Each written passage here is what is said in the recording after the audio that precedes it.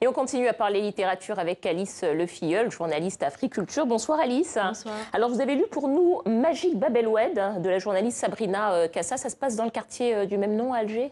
Oui, tout à fait. Ça se passe à Bab El Oued, ce quartier donc d'Alger, dans lequel une personnage, Anissa, vient passer des vacances sur les traces de son histoire familiale, un petit peu mystérieuse, dont elle ne connaît pas grand-chose, notamment parce qu'elle est née en France et qu'elle n'a jamais été en Algérie auparavant. Alors histoire familiale mystérieuse, algérien en France. Est-ce qu'on parle aussi un petit peu de la question des harkis, si je comprends bien? Alors c'est la première piste envisagée par Anissa. Est-ce que ses parents auraient été des harkis? Bon, l'intrigue nous en dira plus, je vous en dis pas plus. Bon, on n'en dit pas plus.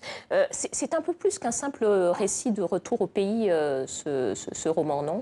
Oui, alors Magic Bab El Oued alterne entre une quête existentielle et une description en petites touches de l'Algérie. Avec la personnage, nous naviguons entre les intérieurs intimes et les extérieurs de la ville d'Alger. Et chaque chapitre adopte un point de vue différent, ce qui fait un récit extrêmement varié. Et la ville d'Alger, c'est un personnage aussi, un petit peu, hein, vous me disiez. Oui, il y a notamment cet endroit, Bastion 23, donc le palais des Raïs, qui est extrêmement décrit, notamment parce qu'un des personnages, Shems, qui est un personnage très important, car il est noir, il y a passé beaucoup de temps et le décrit à sa cousine. Voilà, Shems qui nous permet, dans ce roman, de parler aussi de la question du racisme en Algérie.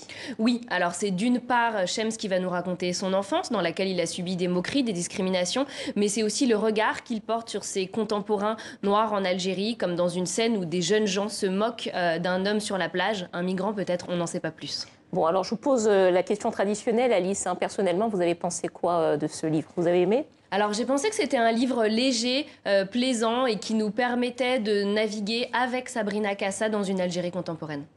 Ça se lit facilement? On entre dedans facilement? Très, c'est comme des chroniques. C'est comme des chroniques. Très bien, merci beaucoup Alice Lefilleul de la revue Africulture. Vous présentiez Magic Bab El Oued de Sabrina Cassa, qui est journaliste donc, dans un grand média d'enquête. On ne citera pas le nom. Sabrina Cassa, livre aux éditions Emmanuel Colas. Merci à vous. Merci à vous.